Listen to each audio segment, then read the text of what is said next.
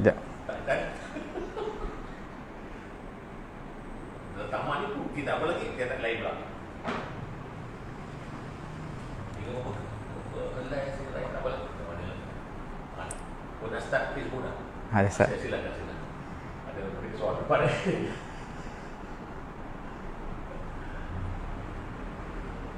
Boleh. Baik, faham.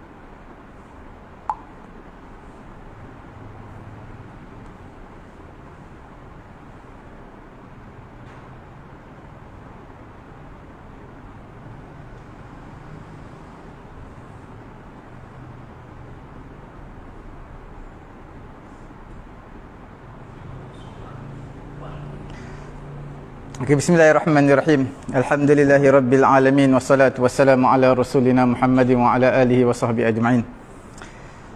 Alhamdulillah, tuan-tuan muslimin yang dirahmati Allah Subhanahu wa taala, kita sambung dalam kitab Al-Azkar karangan Imam Nawawi pada muka surat 508. Ucapan seseorang ketika diseru kepada hukum Allah Subhanahu wa taala. Ketika seseorang berkata, di antara saya dan kamu ada kitab Allah, sunnah Rasulullah sallallahu alaihi wasallam dan fatwa para ulama. Ketika seseorang berkata, mari kita pergi kepada hakim kaum muslimin atau mufti untuk memutuskan perkara yang terjadi di antara kita, orang yang diajak bicara hendaklah berkata, kami dengar dan kami taat. Atau aku dengar dan aku taat, atau ya dan itu adalah kemuliaan, atau yang sepertinya. Allah Subhanahu wa taala berfirman, Allah Ta'ala menyatakan, innama kana qaulal mu'minin idza du'u ila Allahi wa rasulihi liyahkuma bainahum an yaqulu sami'na wa ata'na wa ulaika humul muflihun. Sesungguhnya jawapan orang mukminin bila mana mereka dipanggil kepada Allah dan juga Rasulnya agar Rasul menghukum, mengadili di antara mereka, ucapan mereka adalah kami mendengar dan kami patuh. Sami'na wa ata'na. Kami dengar, kami patuh. Mereka itulah orang-orang yang beruntung. Orang yang berselisih dengan orang lain kemudian dia mengatakan kepadanya, bertakwalah kepada Allah dan takutlah kepada Allah, atau ketahuilah bahawa Allah Ta'ala melihatmu, atau ketahuilah bahawa apa yang engkau ucapkan akan dicatat dan diminta bertanggungjawab atasnya, atau mengatakan kepadanya bahawa Allah berfirman yang bermaksud, pada hari ketika tiap-tiap diri mendapati segala amalan dihadapkan di mukanya. Dalam surah Ali Imran ayat ke-30, iaitu yauma tajidu kullu nafsin ma amilat min khairin muhdara. Pada hari setiap manusia akan dihadirkan, amalan mereka akan dibentangkan di hadapan mereka. Dalam muka surat 508 ini, ucapan seseorang bila mana berlaku perbicaraan, seseorang yang mengajak kawan dia untuk dibicarakan sekali, bawa ke mahkamah ataupun bawa berjumpa dengan mufti, maka mufti akan memberi fatwa terhadap orang yang hendak dibicarakan, yang mana satu betul, yang mana satu salah.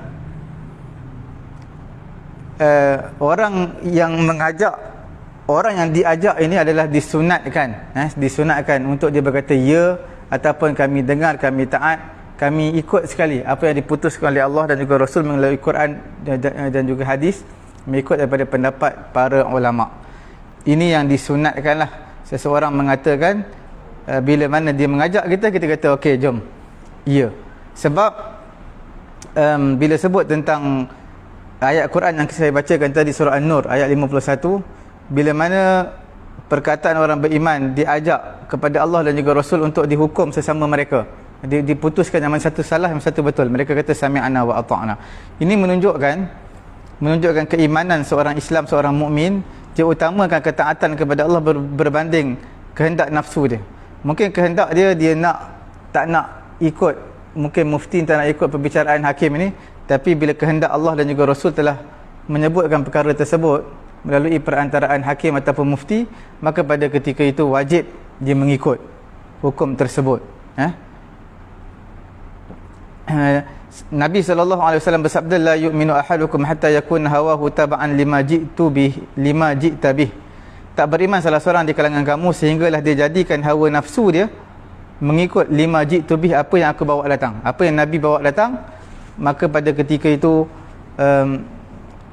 hendaklah dia ikut apa yang Nabi bawa datang, sebab iman tak akan sempurna kalau dia ikut hawa nafsu dia ketepikan apa yang disebut oleh Nabi SAW.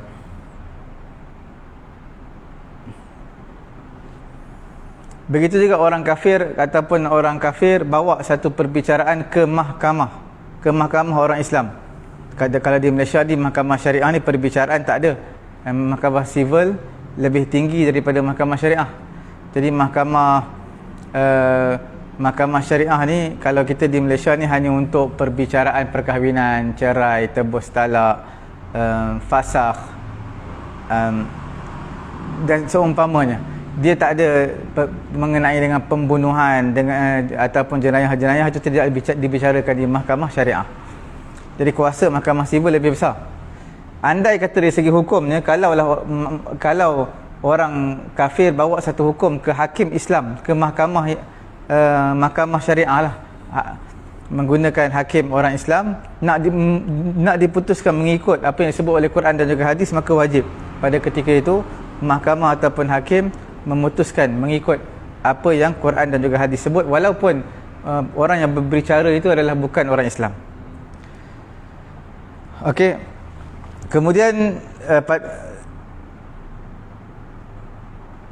Allah Subhanahu wa taala juga berfirman, wattaqu yawman turja'una fihi ila Allah, iaitu peliharalah diri kamu daripada azab yang terjadi pada hari yang pada waktu itu kamu semua dikembalikan kepada Allah. Kemudian masing-masing diri diberi balasan yang sempurna terhadap apa yang telah dikerjakan, sedangkan mereka sedikit pun tidak dianiaya, tidak dirugikan sedikit pun. Wattaqu yawman turja'una fihi ila Allah thumma tuwaffa kullu nafsin ma kasabat wa hum la yuzlamun. Okey. Seterusnya, atau ayat-ayat dan lafaz yang seperti dengannya, maka dianjur lafaz-lafaz yang mengajak kita, jom kita mengikut hukum yang diputuskan oleh Allah dan juga Rasul. Maka dianjurkan untuk mengucapkan sam'an wa ta'atan. Sam'an wa ta'atan sama macam tadi, sami'na wa ata'na. Beza dia, sam'an wa ta'atan ini adalah dipanggil noun, noun, iaitu ketaatan dan juga pendengaran. Kami dengar dengan pendengaran yang sungguh-sungguh dan kami taat dengan ketaatan yang sungguh-sungguh. Tapi yang tadi sami'na wa ata'na digunakan verb, kami taat dan juga kami dengar. Atau dengan mengucapkan as'alullah taufiq lidzalik, as'alullah taufiq min zalik, aku minta kepada Allah untuk yang demikian, minta taufik untuk yang demikian kepada Allah Subhanahu wa taala. Ataupun as'alullah karimal lutafah, aku memohon kepada Allah dengan maha kelembutan Allah. Kemudian setelah itu dia mengerjakan dia mengajaknya berbicara dengan lemah lembut. Kita ajak dia, orang yang kita berbalah tadi, untuk dibawa kepada hakim. Berhati-hatilah, jangan pernah meremehkan ketika berbicara dengannya, kerana kebanyakan orang dalam masalah seperti ini sering kali mengucapkan perkataan yang tidak sepatutnya. Bila orang sedang berbalah dengan kita, ajak pergi berbicara, pada ketika itu macam-macam perkataan yang keluar. Bahkan mungkin sebahagian yang berbentuk ucapan kekafiran. Ada yang sampai ucapan mengkafirkan orang. Demikian juga apabila temannya mengatakan kepadanya, yang engkau lakukan ini menyalahi hadis Nabi. Orang bagi tahu kita, perkara yang kamu buat ini bertentangan dengan hadis Nabi, atau yang seumpama dengannya, maka jangan pernah mengucapkan saya tidak percaya hadis. Contoh, orang tegur kita, yang kamu buat ni bertentangan dengan hadis. Kita tak boleh kata saya tak percaya hadis. Tak percaya hadis ni. Kita tak tahu, sebab ilmu Allah Ta'ala luas. Maka kalau kita tak nak percaya, kita diam je. Atau kita tanya orang yang lebih faham. Jangan kita melenting. Sebab sifat orang Melayu kita terutama ni cepat melenting. Cuma orang yang menegur pun perlu pandai dalam masalah ini. Jangan tegur secara terbuka lah kalau dia salah. Atau saya tidak mengamalkan hadis, atau yang sepertinya dari ungkapan keji, walaupun sebenarnya hadis yang dikemukakan tersebut adalah hadis dhaif, hadis kekhususan, ada penafsiran lain atau sebagainya. Memang bila sebut tentang hadis, dia tak boleh berpada dengan literal daripada hadis. Kita kena tengok ada huraian dia, ada tafsiran dia, mungkin ada takbilan benda lain. Kemudian mungkin hadis tadi hadis yang dhaif. Kita tak boleh tolak semua hadis tu. Ataupun dia sifat ego dia, aku tak nak. Dia ungkapan orang yang bersifat ego lah. Dia kata saya tak nak amal hadis ni. Padahal dia tahu hadis semestinya di saat seperti itu mengatakan hadis ini terdapat pengkhususan padanya, ada penafsiran lain atau disepakati kedhaifannya dan yang lain-lain. Pada ketika itu kita jangan melenting. Kita dengar apa hujah dia nak bagi tahu kepada kita hadis Nabi seperti ini. Maka lepas tu kalau kita ada hujah kita bagi tahu. Tapi jangan melenting. Kita seperti berbincang. Inilah yang dalam kita azkar menyebutkan, bila diseru kepada hukum Allah, hukum Rasul, mungkin kita bagi peluang kepada dia. Mungkin dia nak tegur kita, mungkin kita salah betul-betul. Mungkin kita buat bertentangan dengan hadis. Contohnya seperti beri salam, Assalamualaikum warahmatullahi, Assalamualaikum warahmatullahi, salam selepas solat. Salam selepas solat ni, ada orang beri salam pertama, Assalamualaikum warahmatullahi, Allahumma inni as'aluka ridhaka wal jannah. Assalamualaikum warahmatullahi wa a'udzubika min sakhatika wan nar. Kadang-kadang imam baca kuat, dengar ada orang tegur, tu tak ada hadis tu. Tak ada hadis. Melenting imam tu. Sebab apa melenting? Dia dah amalkan beberapa tahun-tahun, semenjak nenek moyang dia lagi. Tapi memang betul, memang tak ada hadis. Doa yang dia baca tu, Assalamualaikum warahmatullahi, Allahumma inni as'aluka ridhaka wal jannah. Aku minta keridhaan kamu syurga, wa a'udzubika min sakhatika wan nar. Salam kedua, aku minta berlindung daripada api neraka. Itu adalah doa. Tapi doa yang warid, yang sahih daripada hadis Nabi adalah sebelum kita beri salam. Tahiyat akhir, fil alamin innaka hamidum majid. Sebelum beri salam, bacalah doa, Allahumma inni as'aluka ridhaka wal jannah wa a'udzubika min sakhatika wan nar. Ataupun doa-doa yang lain, Rabbana atina fid dunya hasanah wa fil akhirati hasanatan wa qina azabannar. Yang terbaik doa dalam warid Nabi lah. Dalam kita azkar pun ada, tuan-tuan boleh lihat dekat kandungan tu, doa ketika tasyahud akhir. Di situ ada bagi, ada dalam 4 versi ataupun 3 versi. Tuan-tuan boleh lihat. Okey. Jadi dalam masalah orang yang menegur kita tentang kelemahan contohnya kita lepas beri salam, Assalamualaikum warahmatullahi, Assalamualaikum warahmatullahi, kita tak sapu tangan. Tak sapu tangan ke muka. Atau kita sapu tangan, orang tegur kita. Kata perkara ni perkara bid'ah. Maka kita katakan ada dalam hadis Nabi, cuma ada dalam hadis, cuma hadis tu lemah. Dia kata itu bukan hadis lemah. Itu hadis palsu. Hadis yang tersangat lemah, hampir kepada palsu. Jadi apa macam mana jawapan dia? Sebenarnya jawapan dia pun betul, orang A pun betul, orang B pun betul. Sebahagian ulama menyatakan menyapu tangan ke muka selepas beri salam, hadis tersebut hadis yang lemah. Okeylah, kita berlapang dada. Hadis lemah boleh diamalkan. Ada sebahagian kata hadis ini bukan hadis lemah, hadis yang tersangat lemah, hampir kepada palsu, tak boleh untuk diamalkan. Kita berlapang dada, kita terima. Jadi dia tak nak amal, dia berpegang dengan pendapat yang menyatakan hadis yang tersangat lemah, menyamai dengan hadis palsu. Satu lagi menyatakan hadis ni lemah biasa, boleh untuk diamalkan. Dua-dua betul.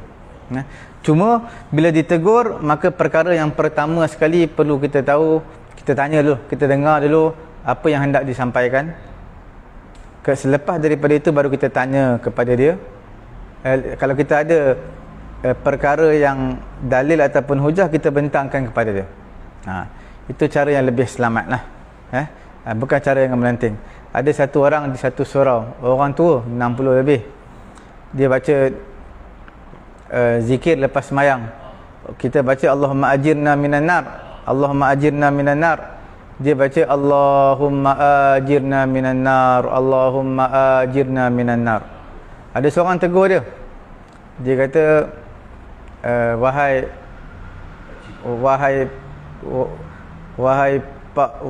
Pak Imam, saya nak bagi tahu sikit mengenai dengan Allahumma ajirna ni. Yang Tok Imam baca tu panjangkan ajirna. Maknanya wahai Allah, tempahkan untuk kami api neraka. Kita bukan nak minta tempahkan, kita nak minta jauhkan. Ajirna, A tu pendek. Dia kata saya belajar dengan guru saya macam tu. Guru saya sebut ajirna minan nar, panjang kan. Okey, seorang yang tegur dia tu pun tak apalah, sebab dia tak nak terima. Orang yang tegur tu orang muda, imam tu tua. Dia tak dapat terima hakikat.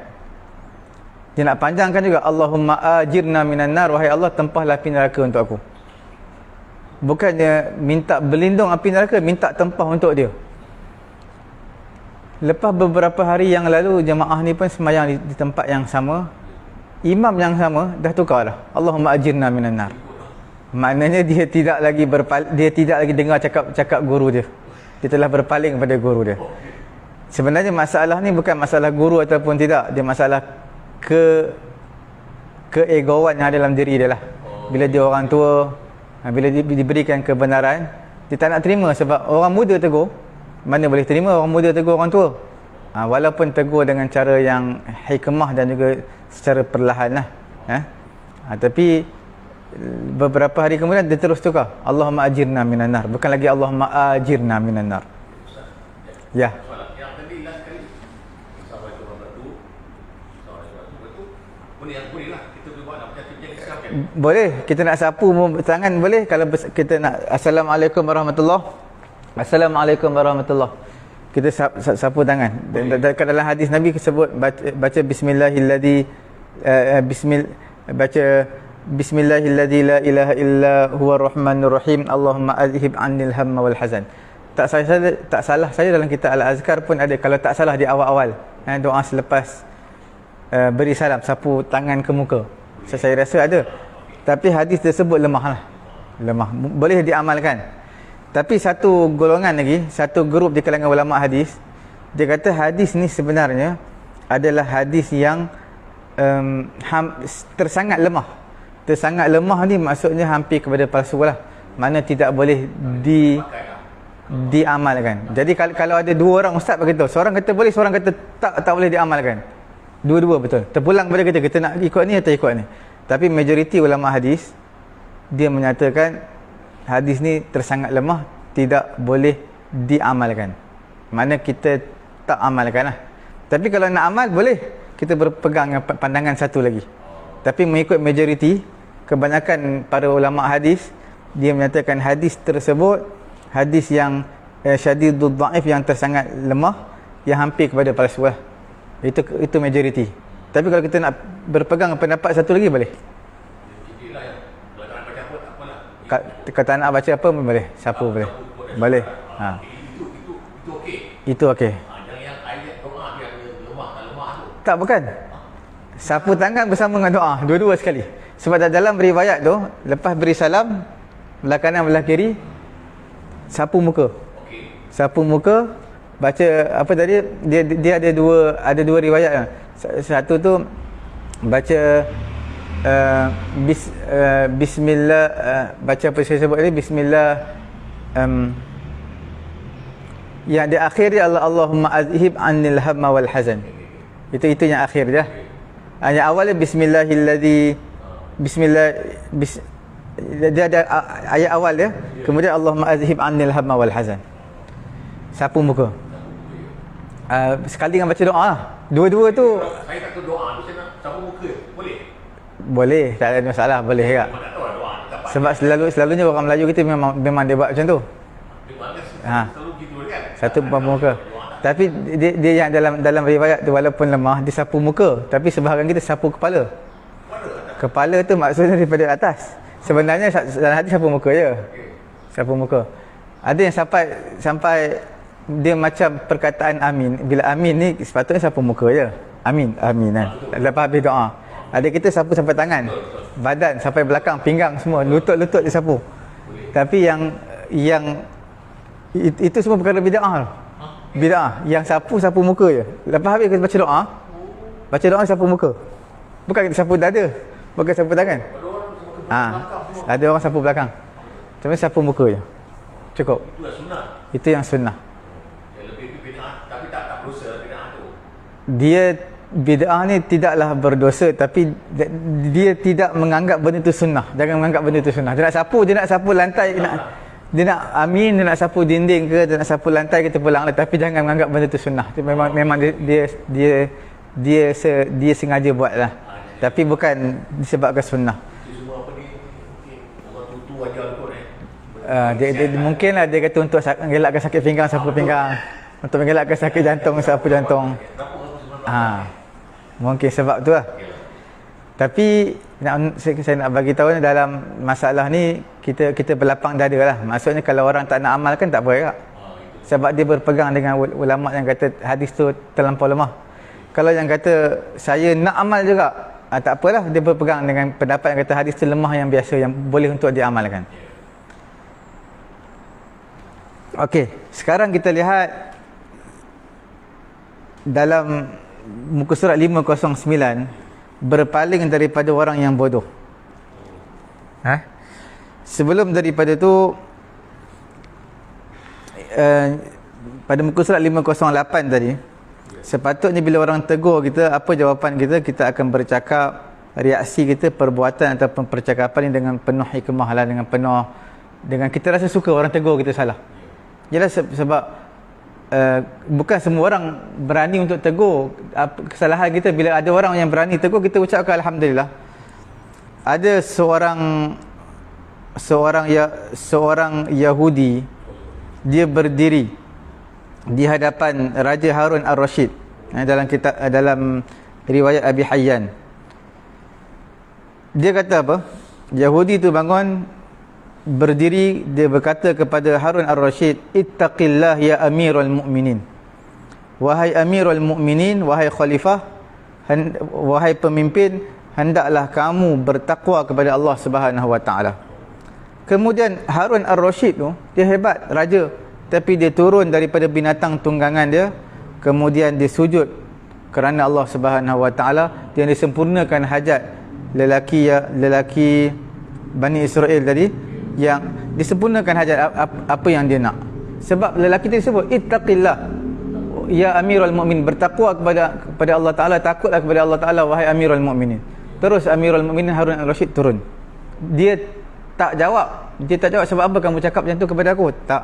Dia turun, dia sujud syukur.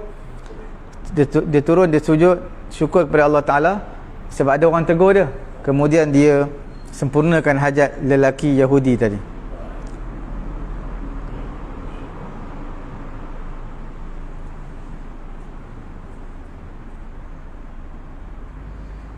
Imam As-Suyuti sendiri disebut dalam kitab Al-Iklil, dia kata riwayat daripada Ibnu Mas'ud, dia kata min akbari zambi an yaqula ar-rajul li akhihi ittaqillah fayaqulu alayka bi nafsik. Antara dosa yang terbesar, seorang lelaki berkata kepada saudara dia, ittaqillah, kamu takutlah kepada Allah. Maka dia kata alayka bi nafsik, ke atas kamu diri kamu lah, kamu punya hal lah. Apa kamu nak tahu aku punya hal? Itu antara akbari zambi, iaitu antara dosa yang terbesar. Orang tegur kita buat macam Harun Ar-Rasyid tadi, kita turun, mana dia turun daripada tunggangan, kita turunkan diri kita. Kalau level kita di atas, kita turunkan. Kalau seorang bos ditegur, turunkan, walaupun staff dia tegur, jangan rasa diri dia hebat. Sebab kalau dia kata alaika binafsik, riwayat Ibnu Munzir, kamu punya hal lah, aku punya hal lah, itu Ibnu Mas'ud kata min akbari zambi, dia antara dosa yang besar. Kawan dia kata ittaqillah, takutlah kepada Allah, itu saja. Dia bukan kata apa-apa, tapi dia melenting tu, maka itu Ibnu Mas'ud kata antara dosa yang besar. Dan setiap perkara yang hendak dilakukan, yang saya bagi tahu tadi, kadang-kadang benda yang dalam hadis kita tak berpegang kepada literal tau, perlukan penafsiran, tengok wurudul hadis, sebab turunnya hadis, kemudian status hadis ini bagaimana. Kalau ada hadis tu hadis yang kuat, ada tak hadis yang lebih kuat daripada tu? Maknanya hadis tadi hadis bertaraf hasan, Hasan ni kuat. Ada tak hadis sahih yang lebih kuat daripada hadis Hasan tadi? Jadi itu semua perlu dilihat. Contohnya seperti perintah Nabi untuk bunuh orang yang mabuk selepas kali yang ketiga. Perintah Nabi ini ditinggalkan. Ijma' di kalangan ulama'. Ijma' di kalangan ulama' bukan berpegang dengan makna zahir. Bukan berpegang dengan makna zahir. Orang yang kaki minum, kali pertama Nabi suruh sebat, kali kedua Nabi suruh sebat, kali ketiga Nabi suruh bunuh. Adakah suruh bunuh orang yang minum arak? Minum arak tak ada kena bunuh.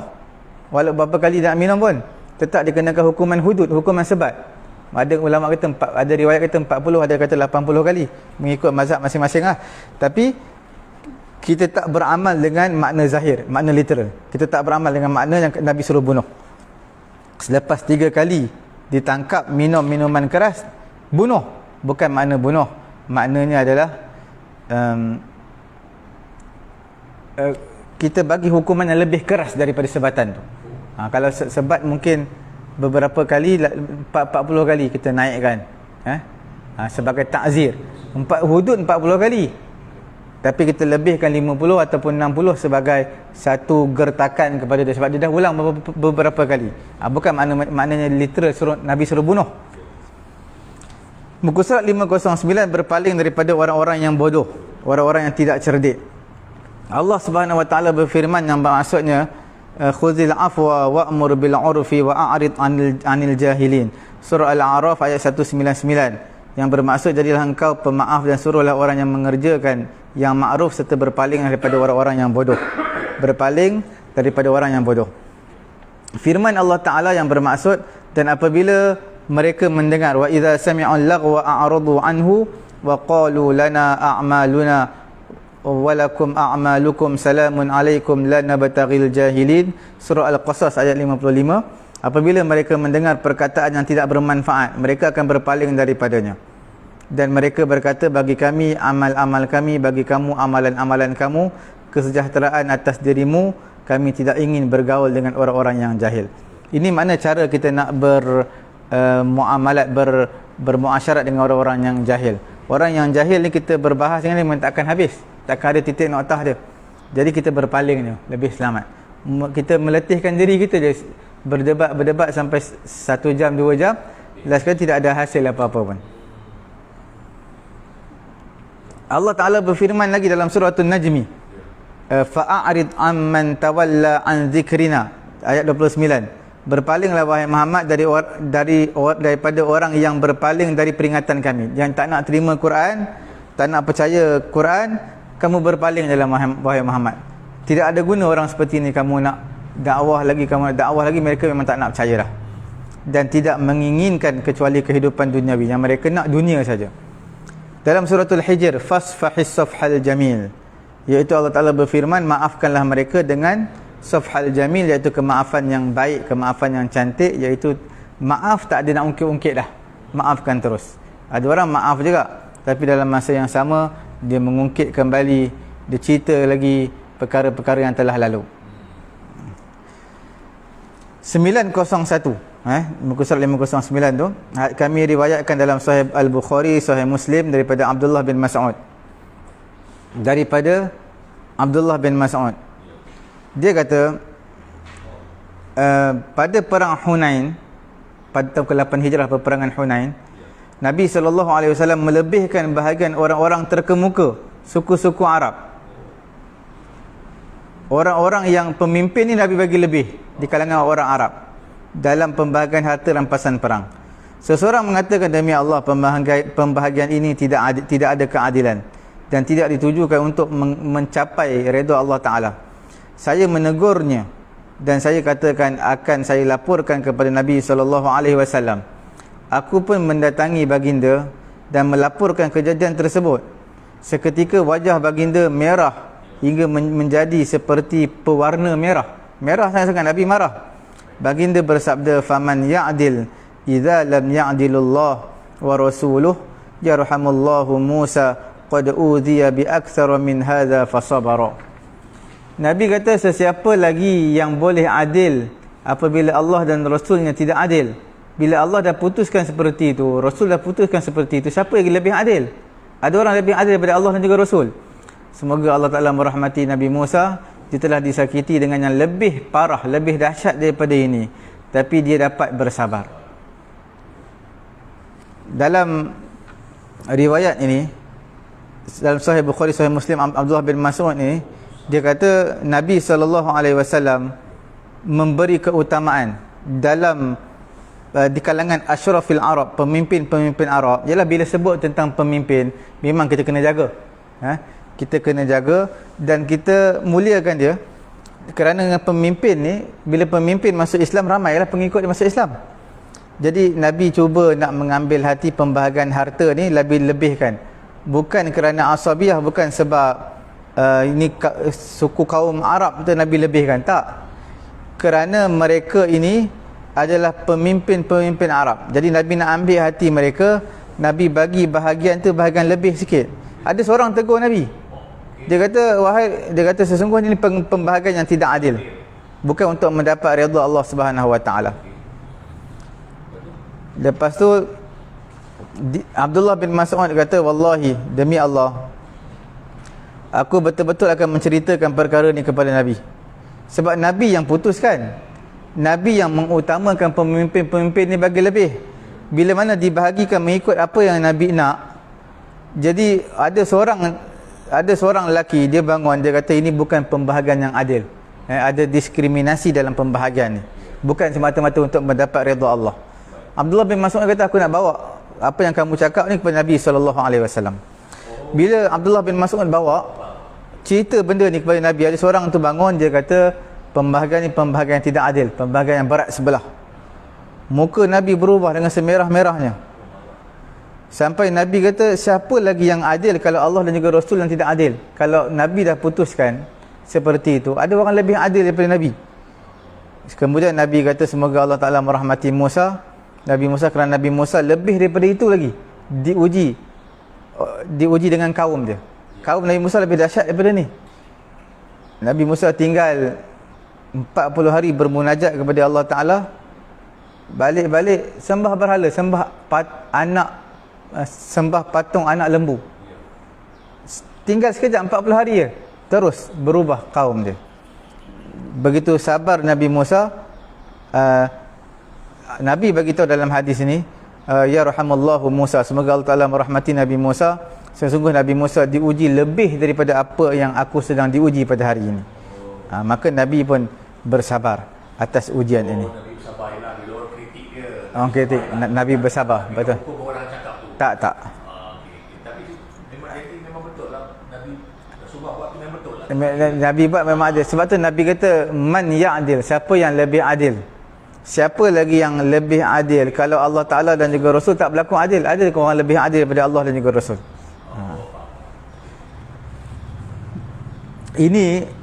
Itu yang kita sebutkan, berpaling daripada orang yang bodoh. Kalau kita nak bertengkar dengan dia, kita bagi kebahagiaan pemimpin-pemimpin Arab ni lebih kerana sekian. Kita cerita macam mana pun, mereka takkan terima. Lebih baik kita berpaling daripada mereka. Mereka tak akan terima. Sebenarnya khitab yang kita ditujukan ayat Quran surah Al-A'raf dan juga surah-surah yang pada awal tadi, nombor 32 tadi, yang awal-awal ni, ayat Quran yang kita bacakan sebelum ini, itu semua ditujukan kepada Nabi.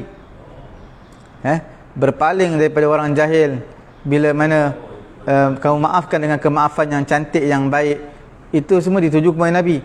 Tapi umumnya adalah kepada umat Nabi. Ini sebab nak memberitahu kepada kita, berpaling daripada orang yang jahil ini, perintah Allah Ta'ala dan juga Nabi menunjukkan tentang makarimul akhlak, antara akhlak yang mulia. Tak perlu kita nak berbahas panjang, kerana tak datangkan apa-apa manfaat.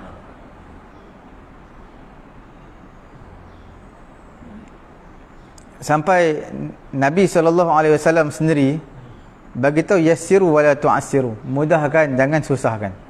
Urusan kita mudahkan, jangan susahkan. Ini selalu kadang-kadang kita urusan memanglah kita antara orang terakhir sampai, sebenarnya boleh terima seorang lagi.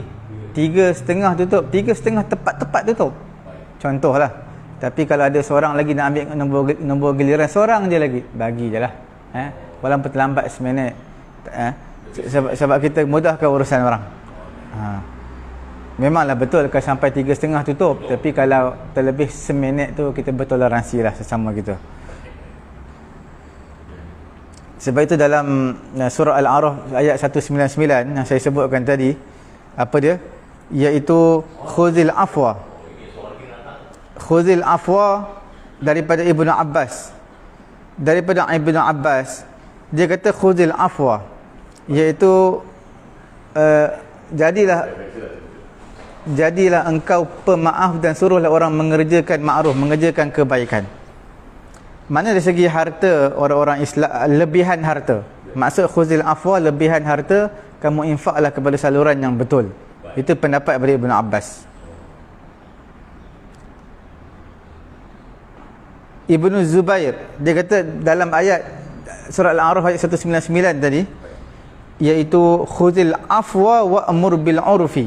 Dia kata Allah Ta'ala tidak menurunkan yang demikian, melainkan nak menerangkan tentang akhlak manusia.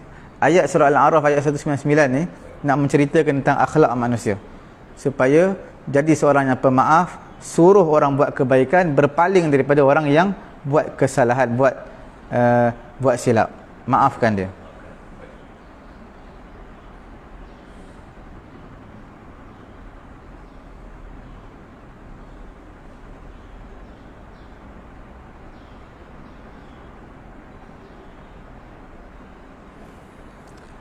Okey. Ja'far As-Sadiq. Ja'far As-Sadiq ni dia pernah berkata tau. Dia kata laisa fil Quran ayah ajma' li makarimil akhlaq minha. Dalam Quran ni Ja'far As-Sadiq kata tak ada satu ayat Quran pun yang lebih jami'. Lebih jami' ni yang ayatnya pendek tapi mengumpulkan akhlak-akhlak yang tinggi dalamnya. Melainkan pada surah Al-A'raf ayat 199, iaitu dia mengumpulkan makarimul akhlak yang terpuji. Dia pendek, khuzil afwa wa'mur bil 'urfi wa a'rid 'anil jahilin. Jadi seorang yang pemaaf, suruh benda baik, berpaling pada orang yang jahil. Itu antara akhlak yang tertinggi, makarimul akhlak. Sebab yang pertama, menjadi seorang yang pemaaf. Pemaaf, suruh orang buat baik dan juga berpaling pada orang jahil. Sebenarnya muamalat ni muamalat untuk diri dia sendiri dan juga diri dia bersama orang lain.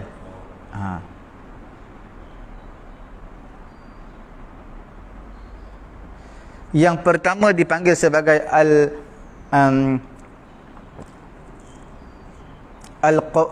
kita panggil al-qawiyul insaniyah, kekuatan kemanusiaan dari segi akal. Yang kedua syahwat, yang ketiga ghadabiyah, kemarahan. Menjadi seorang yang pemaaf sebab dia gunakan akal.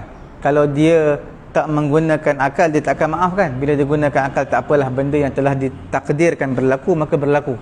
Dia menjadi seorang pemaaf sebab dia menggunakan akal.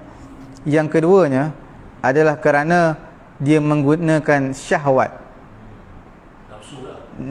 kehendak nafsu. Yang ketiganya adalah marah. Bagi setiap kekuatan ni, dia ada, kita panggil kekuatan yang tersendiri. Kekuatan yang tersendiri. Contohnya akal. Akal, kekuatan akal iaitu hikmah. Akal dengan hikmah. Hikmah makna kebijaksanaan. Bila kita nak suruh orang buat baik, takkan kita kata buatlah begini. Mestilah ada cara-cara tersendiri kita suruh orang berbuat baik.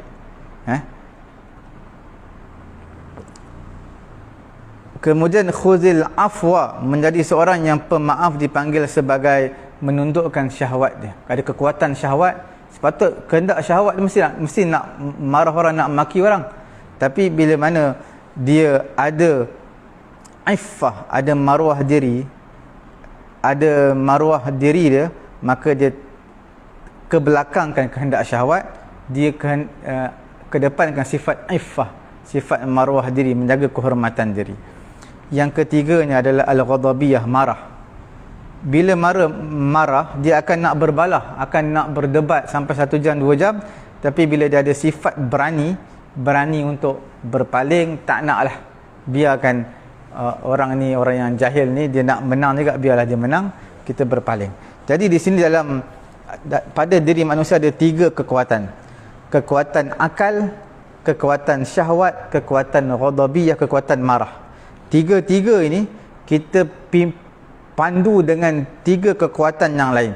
Kekuatan akal dengan cara kekuatan lawan dia adalah hikmah, kebijaksanaan. Akal kita memanglah suruh orang buat baik ni memang benda yang bagus, akal kita nak.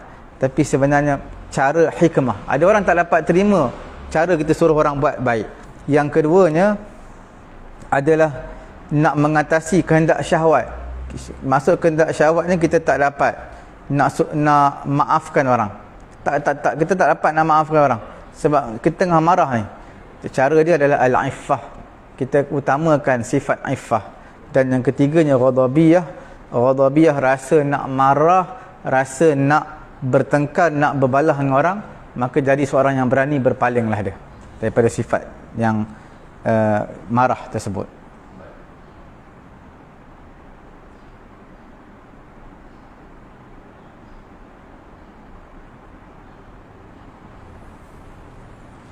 Seterusnya kita lihat mengenai seorang lelaki yang kata saya sebutkan tadi. Dia kata Nabi telah memutuskan satu keputusan pembahagian harta rampasan perang yang tidak adil, yang tidak untuk mendapat keridhaan Allah. Lelaki itu siapa dia? Lelaki tersebut ada ulama kata namanya Zulkhuwaisirah. Zulkhuwaisirah Al-Yamani.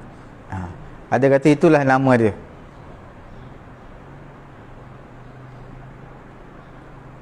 Ada yang menyatakan dalam kitab yang lain lah, daripada Ibnu Sa'ad, perkataan kalam Ibnu Sa'ad, dia kata nama dia adalah Zassadiyah. Nama dia Harqus, iaitu orang yang pernah serang Sayyidina Ali untuk membunuh Sayyidina Ali, tapi Sayyidina Ali telah membunuh dia. Akhirnya dia mati dulu sebelum Sayyidina Ali.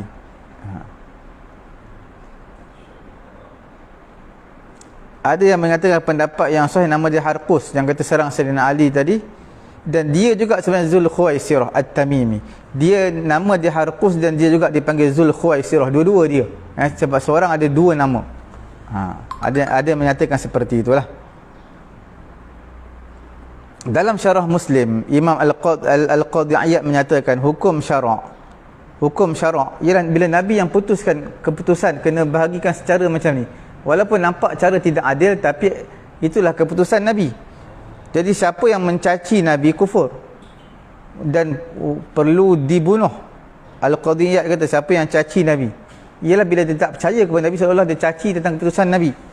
Jadi orang ni kufur, kafir, dan hukumnya dibunuh.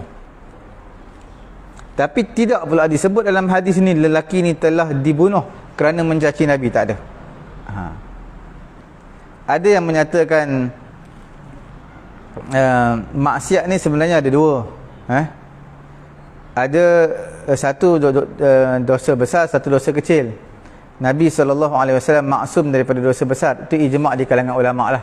Nabi takkan buat dosa besar. Dosa besar mana minum arak, zina, sembah berhala, itu dosa besar. Itu Nabi memang Allah Ta'ala pelihara. Mengenai dengan dosa kecil ni ulama berbeza pandangan. Ada yang kata Nabi ada dosa kecil, ada yang menyatakan Nabi maksum juga. Dosa besar, dosa kecil sama. Allah Ta'ala akan pelihara Nabi daripada dosa-dosa tersebut.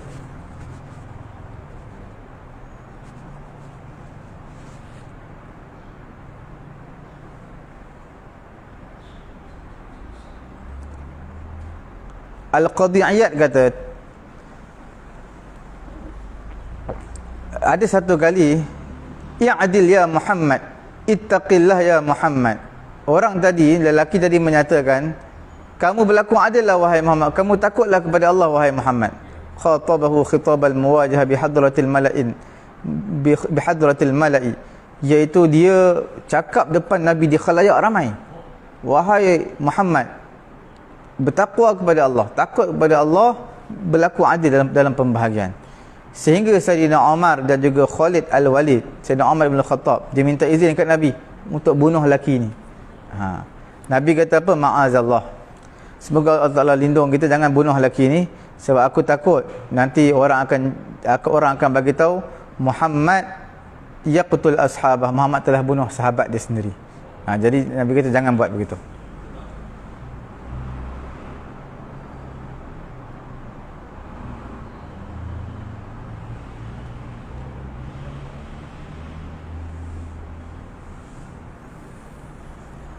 Okey. Seterusnya kita habiskan sikit ya. 902 muka surat 510.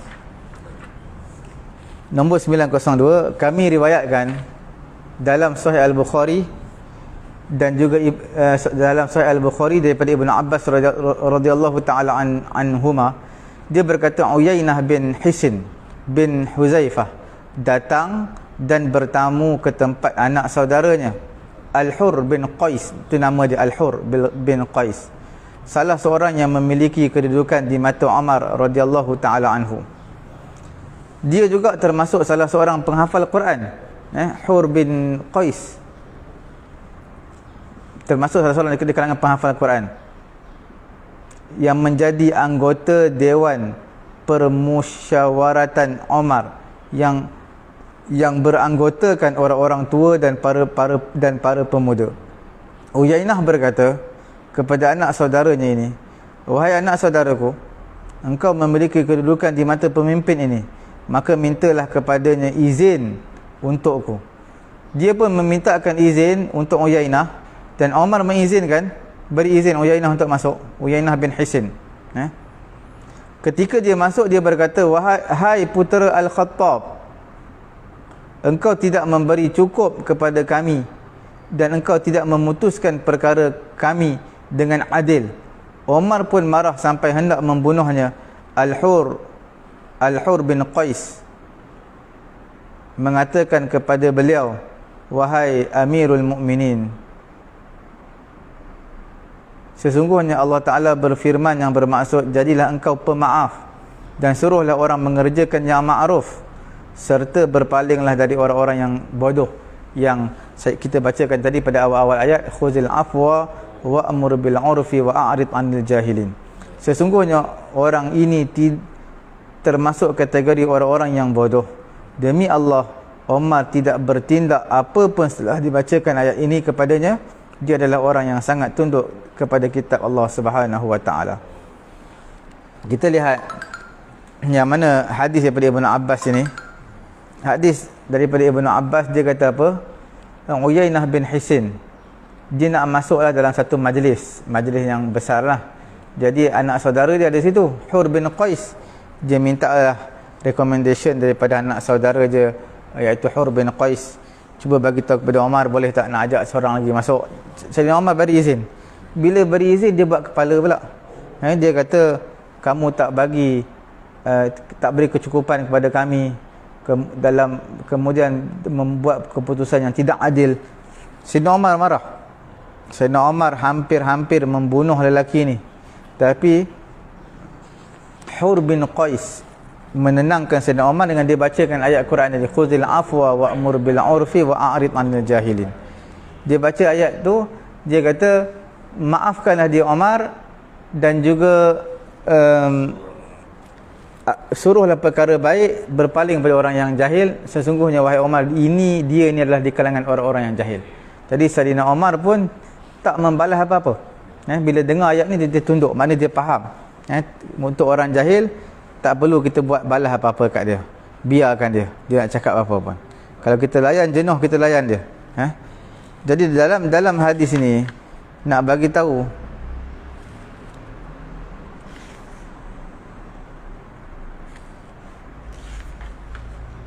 dalam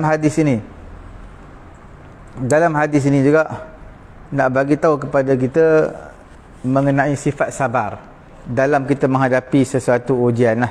Tidak mudah melenting.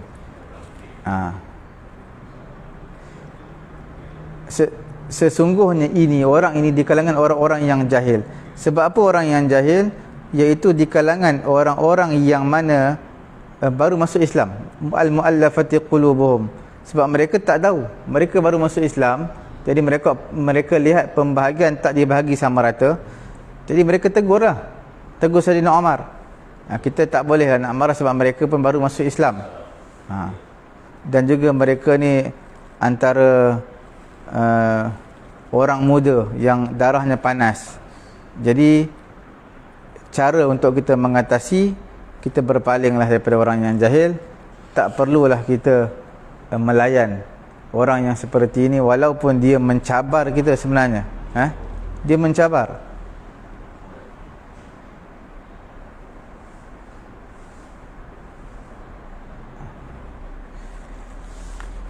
Itu mengenai dengan kisah